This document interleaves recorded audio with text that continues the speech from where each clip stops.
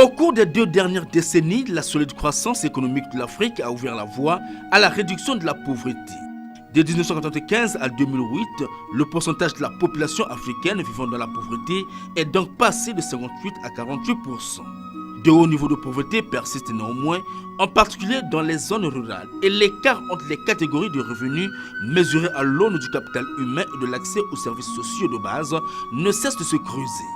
Outre le problème de la pauvreté chronique, situation où se retrouvent les ménages qui n'arrivent pas à améliorer leurs conditions de vie et à sortir de la pauvreté, on déplore une grande vulnérabilité due aux chocs environnementaux et économiques, aux difficultés personnelles et aux problèmes de gouvernance qui frappent souvent de nombreux ménages. Occasion donc pour le Congo, à l'instar de certains pays africains, a mis en place des filets sociaux qui sont des programmes de transfert non contributifs axés d'une manière ou d'une autre sur les populations pauvres et vulnérables, une composante de sa stratégie globale de réduction de la pauvreté.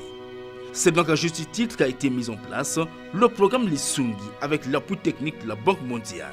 Un programme qui vise à mettre en place les piliers essentiels d'un programme national de filets sociaux et un programme pilote de transfert monétaire pour améliorer l'accès aux services de santé et d'éducation des enfants des ménages les plus pauvres dans les départements. Mais comment garantir l'adhésion des populations et de toutes les parties prenantes aux objectifs du programme? Et comment permettre une meilleure appropriation des objectifs de ce programme?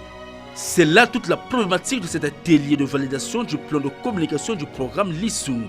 Ce plan de communication présenté par l'agence GLAD Service a donc été élaboré dans un contexte où les opérations d'identification des ménages pauvres ont déjà été effectuées. Il définit alors l'organisation des actions de communication à mettre en œuvre, les publics cibles, les contenus et les supports les mieux adaptés. Ce plan est donc fondé sur les résultats de l'analyse situationnelle du programme, des activités de communication, l'analyse des cibles et du contexte, l'analyse des facteurs limitant et favorisant l'appropriation du programme, ainsi que les déterminants socio-culturels. Prenons la parole pour son mot d'ouverture, la directrice de la solidarité, Mme Anastasie Otsangatama, responsable de transferts sociaux au projet Lisungi, a éclairé les participants sur le projet Lisungi. GLAD Service est une agence de communication qui a été recrutée par le projet Lisungi afin d'assurer le rôle d'agence de communication. Donc, de donner une information fiable, une information de bonne qualité à l'endroit des autorités politiques, des communautés dans les zones d'exécution du projet Lisungi et des populations de façon générale. Qu'est-ce que le projet Lisungi? Le projet Lisungi émane de la politique nationale d'action sociale qui en fait est elle-même l'émanation du programme national de développement, plus précisément de son pilier inclusion sociale et équité. Le ministère des Affaires sociales met en œuvre depuis 2014, avec l'appui de la Banque mondiale, le projet Lisungi qui a pour objectif d'apporter des allocations ou des transferts monétaires aux ménages pauvres dans le but de réduire leur vulnérabilité et de lutter contre la pauvreté. Et pour mettre en œuvre ce programme, nous voulons que les populations, les autorités politiques, les communautés dans les zones d'exécution de ce projet s'imprègnent de la notion de transferts sociaux. Qu'est-ce qu'on appelle transferts sociaux? Quel est le but de ces transferts sociaux? Voilà pourquoi nous avons pensé que pour faire ce travail, il fallait bien recruter. Et cette agence de communication, c'est GLAD Service. Et nous nous retrouvons ce jour pour la validation du plan qui pourra nous dévoiler cette stratégie de communication. Comment donc contacter le projet Lisungi? Nous avons un siège et nous parlons aujourd'hui de l'agence de communication. L'agence de communication sera là pour donner l'information en temps réel.